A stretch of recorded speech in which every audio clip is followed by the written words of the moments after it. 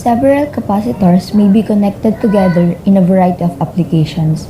Multiple connections of capacitors act like a single equivalent capacitor. The total capacitance of this equivalent single capacitor depends both on the individual capacitors and how they are connected. There are two simple and common types of connections called series and parallel, for which we can easily calculate the total capacitance. Certain more complicated connections can also be related to combinations of series and parallel. So we have given a series connection. So the given is 100 nanofarad, which is the C1, and 110 nanofarad, which is the C2, and a voltage of 40. So let us start. Required. Letter A, the equivalent charge, CEQ. To get this, it is equals to 1 over C1 plus 1 over C2 raised to negative 1 equals, let's put the given, 1 over 100 nanofarad plus 1 over 110 nanofarad raised to negative 1, it is equals to 52.38 nanofarad. And that is the CEQ. Next is letter B, which is the total charge. The Q total. So to get this, let's have first, from the equation, CEQ equals Q total over V total. So let's just transpose, and then the final formula will be CEQ times V total. It is equals to the CEQ, 52.38 times 10 raised to negative 9 times the total, which is 40. It is equals to 2.0952 times 10 raised to negative 6 column. And this is the Q total. This is the letter C, charge on each capacitor. So we have Q1 and the Q2. So we all know that the charge on each capacitor is equals to the total charge. So Q1 equals Q total and Q2 equals Q total. Which is, from the given equation, we have the total charge of 2.0952 times 10 raised to negative 6 column. And this is the charge on each capacitor.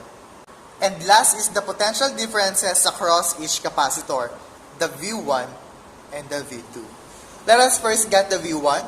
V1 is equals from the Q1 over C1 equals 2.0952 times 10 raised to negative 6 column over 100 times 10 raised to negative 9 is equals to 20.92 volts. And this is V1. Next is V2. From the formula, Q2 over C2 is equals 2.0952 times 10 raised to negative 6 column over the capacitance, which is 110 times 10 raised to negative 9, which is equals to 19.05 volts. And this is the potential difference on V2. And that's it. Thank you. Let's start. We have example of capacitance of the parallel. We need to find the equivalent of capacitance of the network. Letter B, the total charge stored in the network. Letter C, the charge on each capacitance. So, for our required, letter A is the capacitance equivalent. Letter B. Letter B is the charge stored in the network.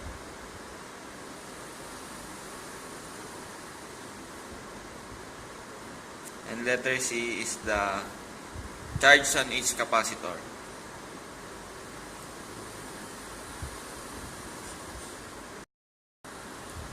For our solution, letter A. A. CE EQ equals to C1 plus C2. Then CEQ is the C1 is the 45 nanofarad plus C2 55 nanofarad equals to 100 nanofarad.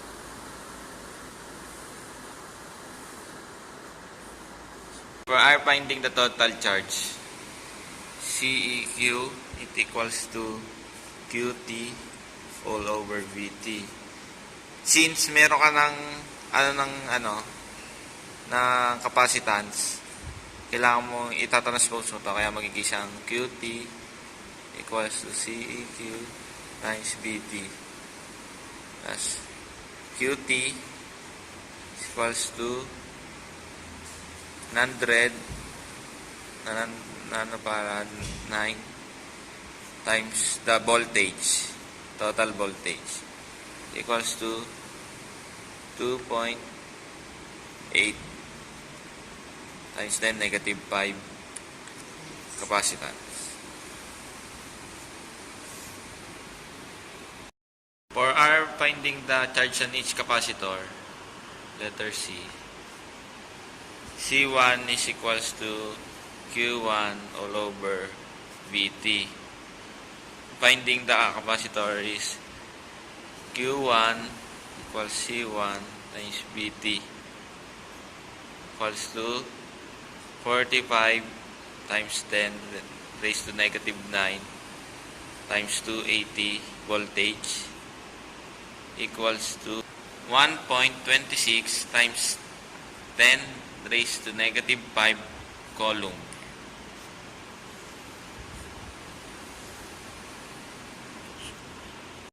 For the second charge, Q2 is equals to 55 times 10 raised to negative 9 times 280 voltage is equals to 1.54 times 10 raised to negative 5 coulombs, Q2. And that's N.